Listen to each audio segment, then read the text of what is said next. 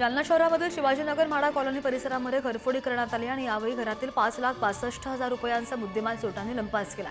या प्रकरणी सदर बाजार पोलीस ठाण्यामध्ये गुन्हा दाखल करण्यात आला आहे। लातूरमधील हदगळ शिवारामध्ये 9 किलो वजनाची गांजाची झाडं जप्त करण्यात आलेली आहेत।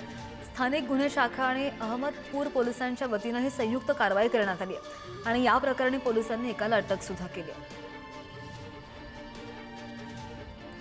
जळगाव जामोदमध्ये राज्यामध्ये प्रतिबंधित असलेला एचटीबीटी कपाशी बियाणांची विक्री होत असल्याचं उघडकीस आलं आणि यावेळी छापा टाकून कृषी विभागाच्या पथकाने कारवाई केलेली आहे।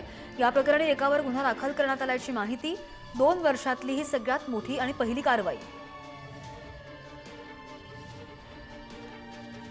नाशिकच्या गंगापूर रोड परिसरामध्ये दगडफेक करत दुकानदारांकडून खंडणी मागणाऱ्या दोघा सराईत गुन्हेगारांना अटक झालेली आहे। अटक करण्यात आली आहे। आरोपींना 3 दिवस पोलीस कोठडी सुनावण्यात आली। दगडफेक केल्यामुळे शॉर्ट सर्किट होऊन दुकानाला आग लागण्याची शक्यता होती।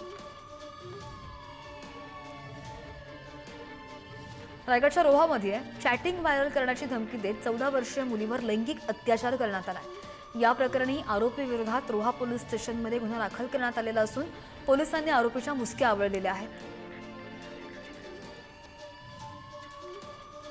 इंदापूरच्या दौंडमध्ये एका विवाहितेवर अमानुष लैंगिक अत्याचार करण्यात आले आणि विवाहितेच्या पतीने तिला त्याच्या 3 मित्रांसोबत जबरदस्तीने शारीरिक संबंध ठेवण्यास भाग पाडल्याचा धक्कादायक प्रकार उघडकीस आला। या प्रकरणी पतीसह त्याच्या 3 मित्रांना यवत पोलिसांनी अटक केली आहे।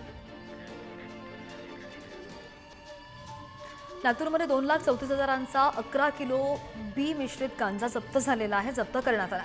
स्थानिक गुन्हे शाखेच्या पथकाने ही मोठी कारवाई केलेली आहे।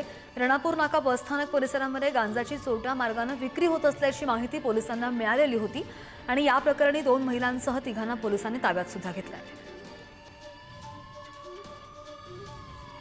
कन्स्ट्रक्शन कामासाठी कमी व्याजदरामध्ये पैसे देणाऱ्या आरोपीला हुबळी पोलिसांनी अटक केली।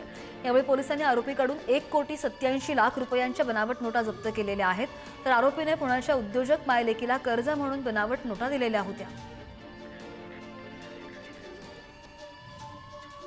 Thank you.